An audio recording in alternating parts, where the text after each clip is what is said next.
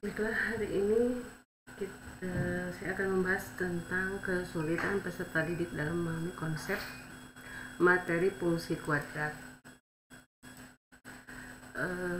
Ada beberapa kesulitan yang ditunjukkan oleh hasil dari kebenaran pekerjaan peserta didik ketika dalam menjawab soal-soal yang diberikan oleh guru, baik dalam kuis, tugas, maupun dalam ulangan-ulangan.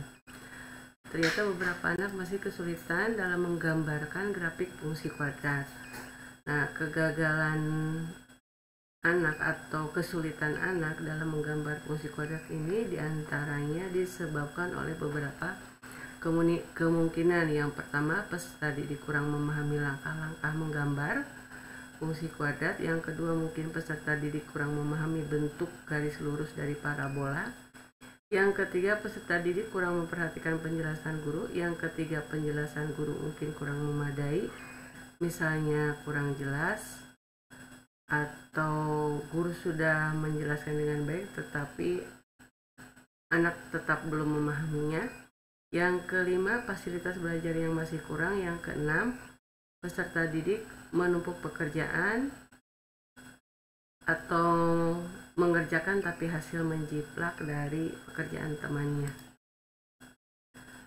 Nah, untuk memecahkan masalah kesulitan belajar anak dalam menggambar fungsi kuadrat, ada beberapa langkah yang bisa ditempuh. Yang pertama, guru dan peserta didik perlu menyadari adanya kesulitan belajar yang dialami. Kemudian yang kedua, guru dan peserta didik harus berusaha mengidentifikasi kembali konsep, algoritma, dan prinsip yang sulit dipahami oleh peserta didik dalam menggambar fungsi kuadrat. Guru dan peserta didik perlu mencoba mengidentifikasi kesulitan belajar. Apakah karena mereka tidak bisa memfaktorkan, apakah mereka tidak bisa menentukan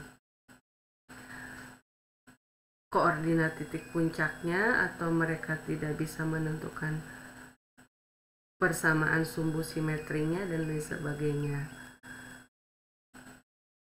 Kemudian guru juga perlu memberikan bantuan kepada peserta didik untuk mengembangkan prosedur atau mengembangkan langkah-langkah dalam memecahkan kesulitan mereka.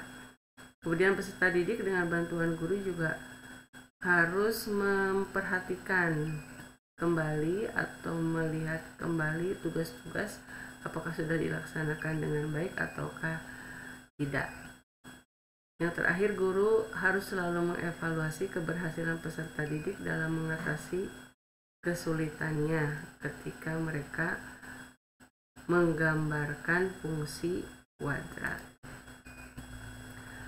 Itu beberapa langkah yang mungkin ditempuh untuk mengatasi kesulitan belajar dalam menggambarkan grafik persamaan kuadrat. Alternatif pemecahan lainnya yang bisa dilakukan adalah dengan menggunakan alat bantu atau media software matematika seperti GeoGebra.